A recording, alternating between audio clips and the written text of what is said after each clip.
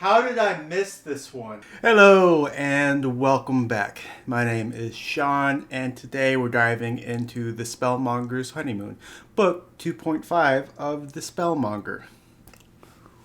So I realize I may have made a critical error in my first multiple rereads of this series in that I've actually never read any of the novellas or the side stories. So I did not know what exactly I was missing out on and just how critical this book specifically was to the plot and some of the foreshadowing that would happen. One of the good things I think that Terry Mancourt does when he does write is that so many things do happen. He's very good at bringing you up to date. Even though I missed this book through context clues and just having the recaps that he would do come, I managed to stay afloat. I didn't feel like I was missing a lot when I went from warmage to mage lord. And boy was I wrong. This book is pretty critical to the series, and so if you have not read this or you're thinking about jumping straight into the next one, don't read this one. There is a lot that happens in it, and just for the general foreshadowing and some of the stuff that happens, you're getting clues that you're not going to get to like book 6 or 7, and having those in the backdrop would have been super helpful and really added to the original experience of the first time I read this series. So if you haven't read it, pick it up, leave this video, come back, watch it 2 more times to make up for the fact that you haven't read this, and then come back so we can dive into some spoilers together.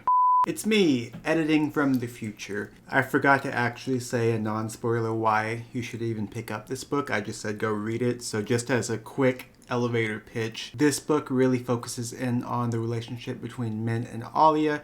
You get to see him away from the giant conflict and really just dial in on who him and his wife are as a character.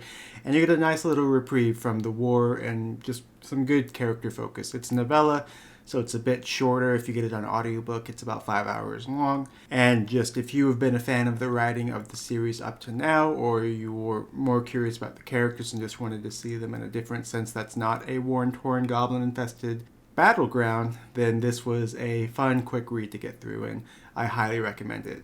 Back to the past. But anything past this will be spoilers, so you've been warned. So getting into some specific book spoilers, the Spellmonger's Honeymoon does a lot to showcase why I actually like Minalin as a character. And even more than that, it really showcases why Alia is such a fleshed out, cool character as well. I feel like in the first 2 books, you don't really get a good view of who she is as a person and why she's such a good fit for Minalin. And as you continue down the series, obviously you're going to have these characters grow and flesh out, and it makes a lot more sense later on. But having all of this showcased so early and fleshed out is just really refreshing, and just dialing back from this huge war that we had and all the political intrigue and bringing everything back into such a smaller scope where we get to see Minalin and Alia interacting with each other, seeing how they take in the world, how they take in these surprises, and also some of the tenderness of that relationship. Minalin and Alia are together for a very good reason, and just having them bounce back and forth and just deal with the events of this plot together was actually really fun to watch, and definitely had some good, close, tender moments in there. This book as well acts as a great reference for later on in the series. Because I hadn't read this later on in the books, I won't spoil what happens, but I will say that we do revisit this place and some of these creatures that we see in this book. And it makes a great reference point because Minalin right now, he just got his orb from Unranian. He is still very new to Ironite in terms of the series. He hasn't done a lot of the things that he will do in the future.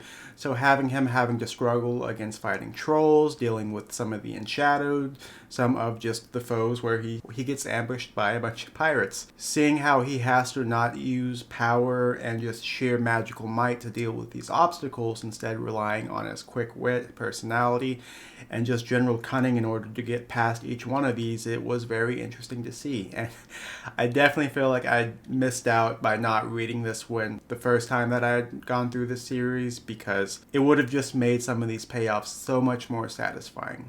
The other big part of this book and why I think it's just so critical to the series is the amount of world building that is being introduced now.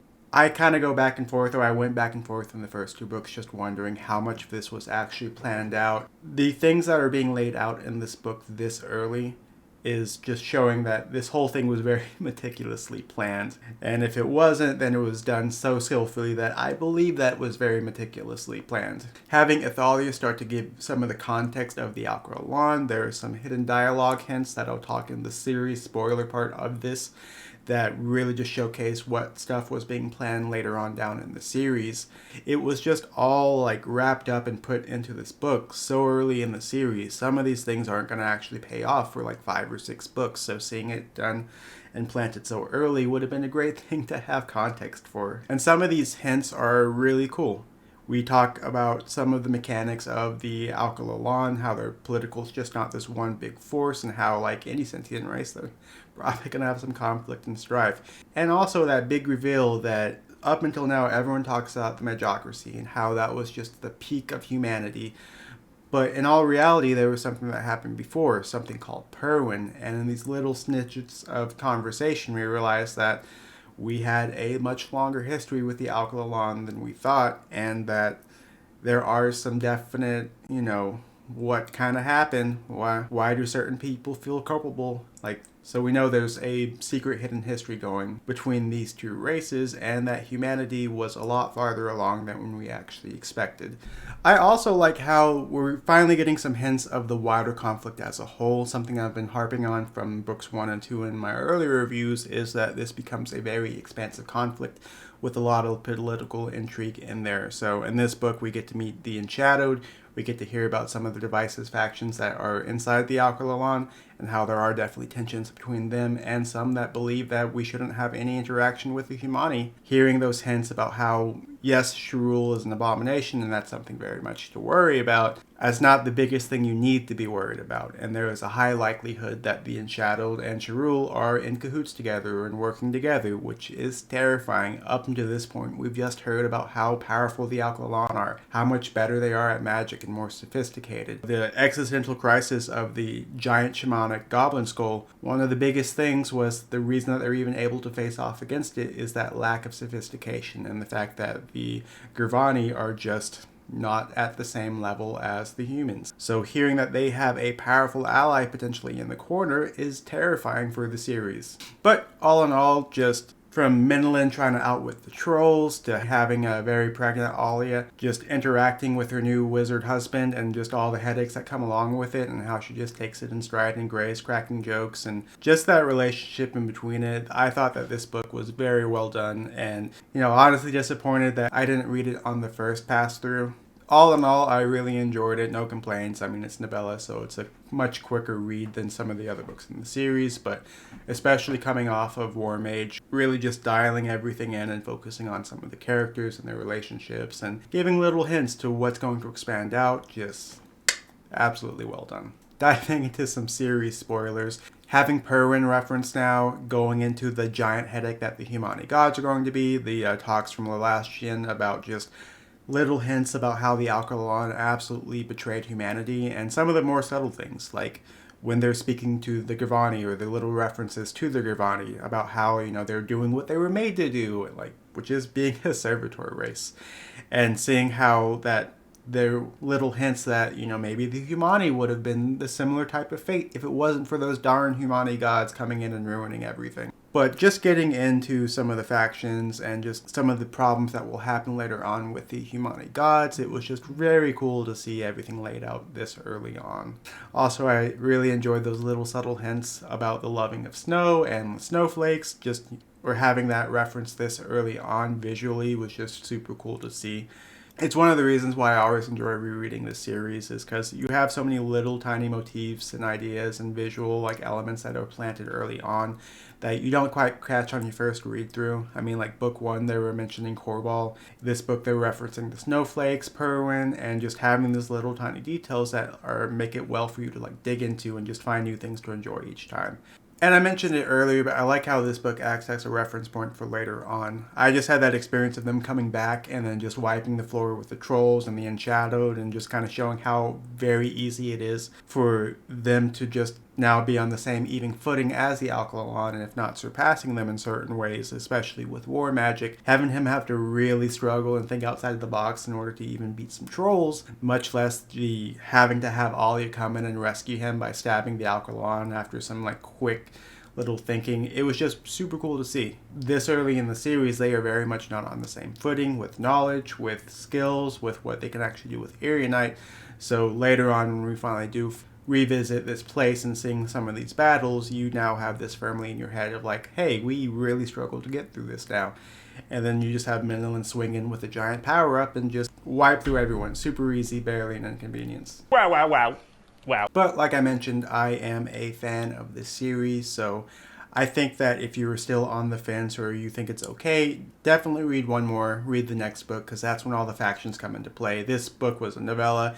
It introduces some of the future conflict that's going to happen, but I think it's in Mage Lord that you see the full intricacy and just everything start to explode out.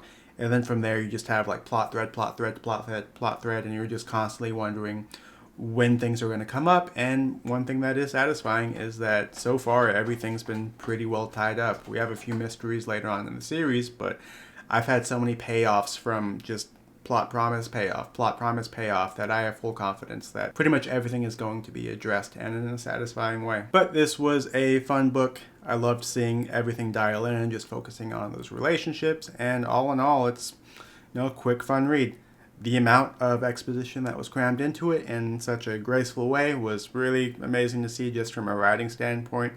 One thing seeing these established writers just plan out these giant epic fantasy series, as someone who likes to write myself, is just how far that I personally have to go. And one of the main reasons I wanted to even start a booktube was to study some of these and just see someone who knows how to write, how they would go about planning such an epic fantasy series. I will be diving into the next book sometime in the next couple weeks. I have been delaying Malazan for too long, so I'm cutting out all my other books just to finish House of Chains.